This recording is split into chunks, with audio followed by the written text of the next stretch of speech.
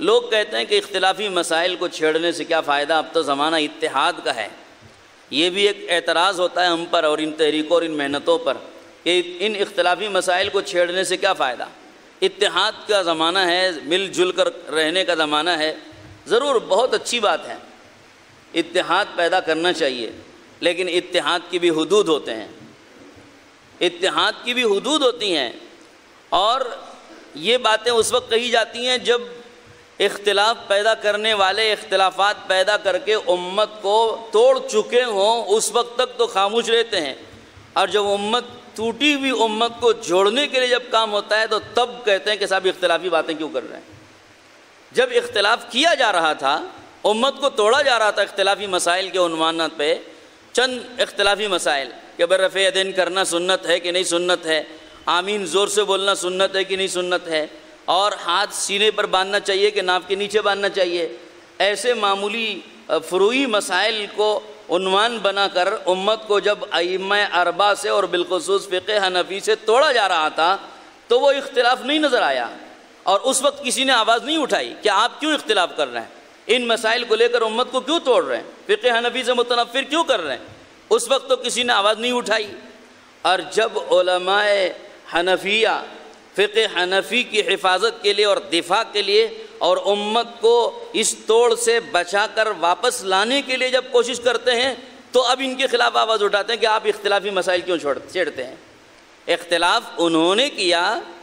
جنہوں نے اختلاف پیدا کیا ہے، اور اختلاف کر کے امت کو جنہوں نے توڑا ہے انہوں نے اختلاف کیا ہے، یا اختلاف کو کم کرنے اور اختلاف کر کے امت کو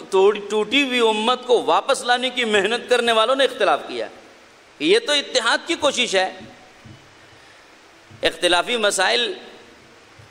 کے متعلق صفائی پیش کرنا اور دفاع کرنا اور صفائی پیش کر کے گئے ہوئے لوگوں کو واپس لانے کی محنت کرنا تو اتحاد کرنا ہوا، نہ کہ اختلاف۔ لیکن ان کو کہا جاتا ہے کہ صاحب آپ اختلافی مسائل چھیڑ رہے ہیں اور آپ اختلاف پیدا کر رہے ہیں۔ تو جب وہ اختلاف کر رہے تھے تو تبھی آواز نہیں اٹھائی گئی،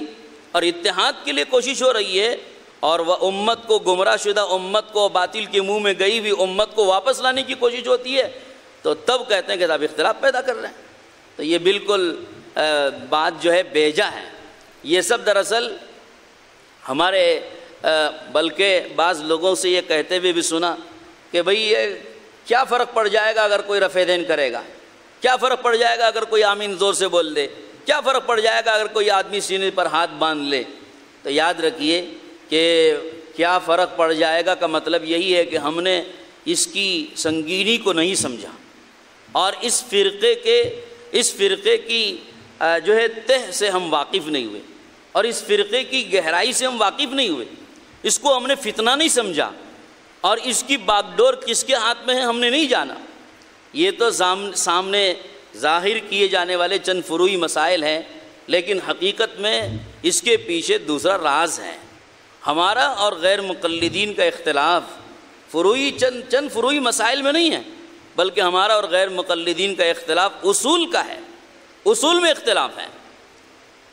غیر مقلدین حضرات اور یہ جو اپنے آپ کو اہل حدیث کہتے ہیں، ان کا ہمارا اختلاف صرف فروعی مسائل میں نہیں ہے، ہم اس دھوکے سے باہر آ جائیں۔ چند فروعی مسائل میں ہمارا ان کا اختلاف نہیں ہے، ورنہ رفع دین تو حنبلی بھی کرتے ہیں، رفع دین تو شافعی بھی کرتے ہیں، کبھی ہم نے ان کے خلاف آواز نہیں اٹھائی۔ کبھی فقہ حنفی والوں نے اور حنفیوں نے حنبلیوں کے خلاف میں اور شافعیوں کے خلاف میں کوئی جلسہ منعقد نہیں کیا۔ تو آج ہم اس جلسوں کے ان کے خلاف منعقد کرنے پہ کیوں مجبور ہوئے؟ کیا صرف رفع دین کو ترک رفع دین سے بدلنے کے لیے یہ محنت ہو رہی ہے؟ اگر یہ کرنا تھا تو بہت پہلے سے شروع ہو جاتی۔ اسی طریقے سے سینے پر ہاتھ باندھنے کا مسئلہ ہو یا آمین زور سے بولنے کا مسئلہ ہو، یہ فروعی مسائل، ان فروعی مسائل میں اختلاف تو امت میں بہت پہلے سے چلا آ رہا ہے، صحابہ اکرام کے زمانے سے چلا آ رہا ہے، ائمہ اربعہ کے زمانے میں باقی رہا ہے۔ لیکن کبھی آپ نے نہیں دیکھا کہ صحابہ اکرام میں جب اختلاف تھا تو ان مسائل کی بنیاد پر صحابہ نے کبھی محاذ آرائی کی ہو کہ آپ رفع دین کے کیوں قائل ہیں، جو ترک رفع کے قائل ہیں انہوں نے کبھی ان کے خلاف محاذ نہیں قائم کیا۔ اور امام ابو حنیفہ رحمۃ اللہ علیہ جب باحیات تھے، اور امام مالک رحمۃ اللہ علیہ بھی باحیات تھے، اور ان کے بعد امام شافعی آئے، تو کبھی امام شافعی رحمۃ اللہ علیہ نے امام ابو حنیفہ رحمۃ اللہ علیہ کے اپنے مسلک کے خلاف کبھی انہوں نے محاذ آرائی قائم نہیں کی، کبھی انہوں نے کوئی جلسہ منعقد نہیں کیا، اور کبھی اس پر جماعت بنا کر اس کی مخالفت پر اس طرح سے جو عمل پیرا نہیں ہوئے جس طرح کہ آج ہم مجبور ہو رہے ہیں۔ وجہ کیا ہے؟ مسئلہ صرف ان چند اختلافی مسائل کا نہیں رہ گیا ہے، بلکہ دراصل یہ دکھانے کے دانت ہیں اور کھانے کے دانت اور ہیں۔ یہ دکھانے کے لیے چند اختلافی مسائل ہیں، لیکن حقیقی اختلاف ان کا اور ہمارا دوسرا ہے، وہ ہمیں سمجھنا چاہیے۔ جب تک ہم اس کو نہیں سمجھیں گے اس وقت تک ہم اس فتنے کی سنگینی سے واقف نہیں ہوں گے اور اس فتنے سے امت کو بچانے کی کوئی فکر نہیں کریں گے۔ ہند میں انوکھا مرکز تحفظ